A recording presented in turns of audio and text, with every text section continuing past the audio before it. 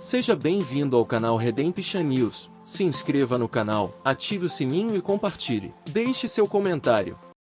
Durante toda a aprovação do iminente GCR-RV Bond Redemption, uma enorme quantidade de informações foi divulgada por meio de eventos históricos, rumores, contatos e relacionamentos influentes, blogueiros e quaisquer outras fontes que tenham sido consideradas ou identificadas como informação bona fide.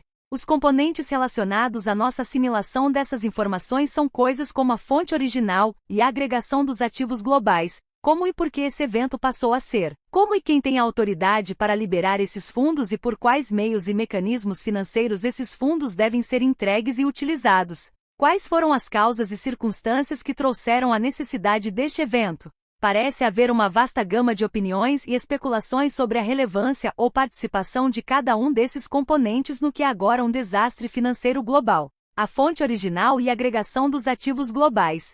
Isso é considerado que todas as moedas e emissões de títulos, globalmente, estão protegidas contra esses valores de emissão de moedas e títulos. Estas são algumas das fontes especuladas e reais para esses ativos. A riqueza Salomão. As fortunas acumuladas do rei Salomão remontam a 930 a.C. Salomão tinha mais de 600 esposas e concubinas com milhares de crianças. Essa riqueza sobreviveu ao longo dos séculos e foi mantida sob custódia por várias circunstâncias hereditárias. As famílias anciãos do dragão chinês. Através da agregação e acumulação de 5.000 anos de mineração de ouro, comércio de especiarias e outros negócios globais. A propriedade de Rodrigues. Concedida pela Rainha Isabela IV em 1892, a família Rodrigues, o 01, 4 OCT, certificado original de título, das Ilhas Filipinas e mais tarde concedida pelos tribunais mundiais, todos os direitos de salvamento de todos os bens nela. Quantidades imensas de ouro, pedras preciosas e antiguidades de espólios de guerra roubados e ativos reais hereditários foram movidos e escondidos em grandes bunkers construídos e cavernas que residem em todas as ilhas de lá guardadas pelos guardiões do Vaticano. Acumulou a riqueza dos royals europeus de séculos de colonização, pilhagem de recursos naturais de nações colonizadas, guerra, comércio global e comércio então assegurado pelo papado. Mecanismos financeiros foram estabelecidos para permitir que esses fundos sejam liberados, entregues e utilizados. QFS, Quantum Financial System, um sistema de entrega financeira baseado em uma entrega segura de dados de satélite e supostamente impossível de hackear e fechar a porta para a entrada de backdoor que permitiu aos banksters jogar com os fundos despercebidos. Mana World Trust, contas soberanas globais combinadas sob uma única conta, Street Germain Trust, estabelecida no início dos anos 1500 por uma série de nações depositando grandes somas em uma conta fiduciária para estabelecer uma situação bancária global, para ajudar no comércio e comércio globais para fornecer um novo sistema econômico. O AIIB, Banco Asiático de Investimento em Infraestrutura, é um banco multilateral de desenvolvimento que visa apoiar a construção de infraestrutura na região da Ásia-Pacífico. O banco tem atualmente 87 Estados-membros de todo o mundo. O banco entrou em operação depois que o acordo entrou em vigor, em 25 de dezembro de 2015, depois que as ratificações foram recebidas de 10 Estados-membros, detendo um total de 50% das subscrições iniciais do estoque de capital autorizado. O contexto inicial era fazer melhor uso das reservas chinesas em moeda estrangeira na esteira da crise financeira global. BRICS, Brasil, Rússia, Índia, China, África do Sul. A primeira cúpula formal do Grupo BRIC, realizada em Ekaterimburgo, começou em 16 de junho de 2009.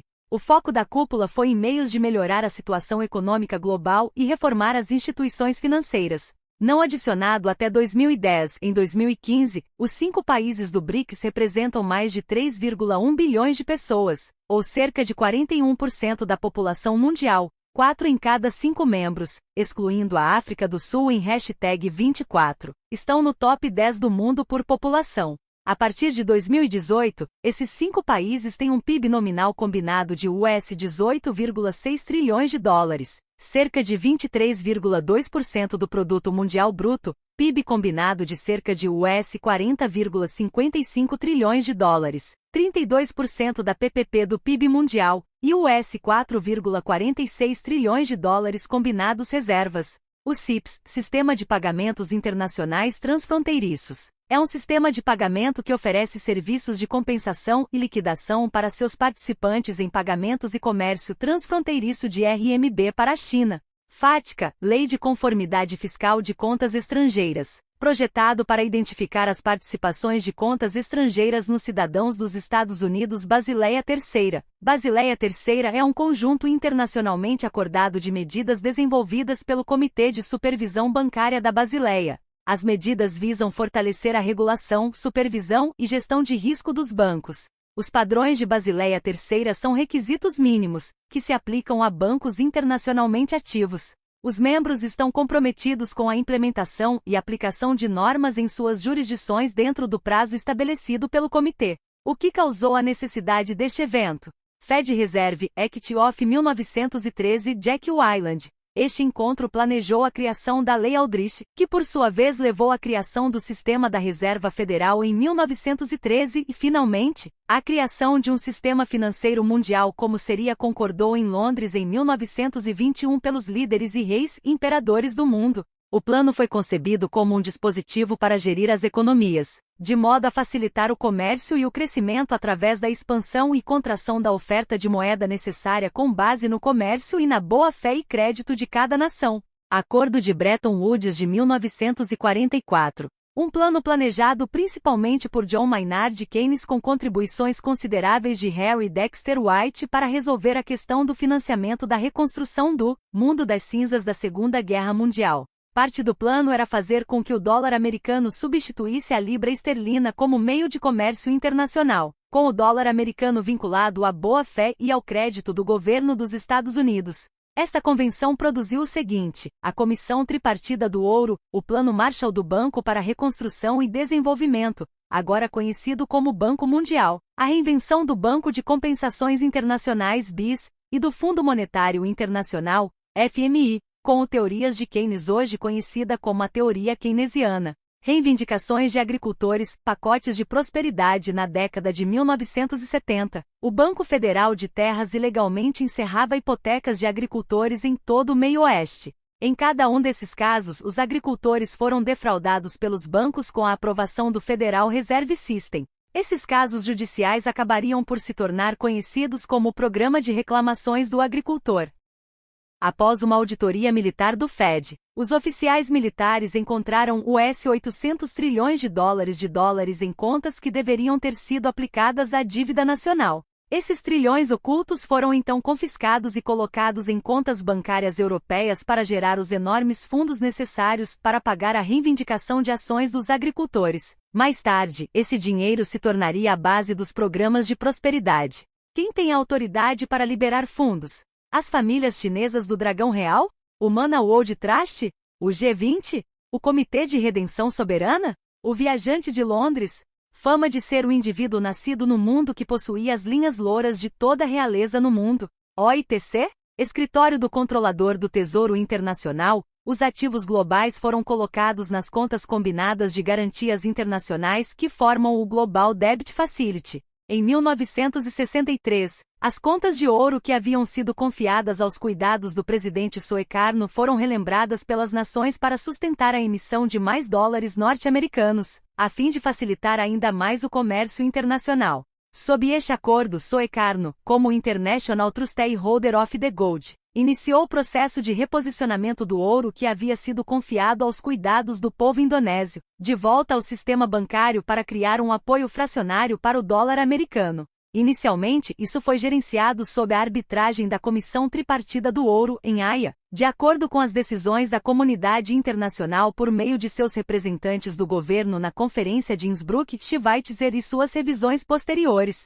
Sob o acordo assinado entre o presidente Suekarno e o presidente John Kennedy, o controle desses ativos seria automaticamente cedido aos Estados Unidos após a queda do poder do presidente Suekarno. Isso ocorreu em 1967. O potencial desse acordo levou à Ordem Executiva 11.110, emitida em julho de 1963, que daria ao Departamento do Tesouro o poder de emitir dólares dos Estados Unidos. Os ativos foram, em última análise, colocados nas contas combinadas de garantias internacionais que formam o Global Debt Facility. múltiplos tempos nos últimos séculos. A comunidade global percebeu a necessidade de um sistema financeiro mais estável e estabilizado para permitir o comércio e o crescimento global. Assim como os chineses que ofereceram seus ativos no passado, como uma medida para equalizar oportunidades para todas as nações do mundo. Infelizmente, isso foi prostituído pela corrupção e ganância dos que buscavam poder sobre as massas, criando sistemas de controle como o Fed, o FMI, o Banco Mundial, o BIS e o sistema de fio SWIFT. Eles fomentaram guerras que permitem a engenharia social e a separação de classes por meio de leis e constituições preconceituosas.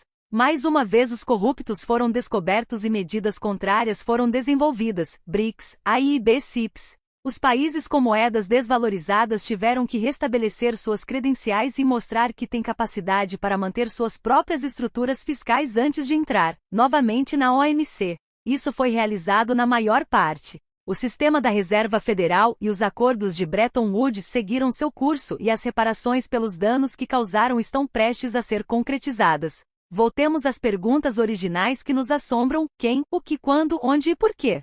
Qual situação ou desenvolvimento que ocorreu é a resposta para a liberação dos fundos? Responda! Todos eles.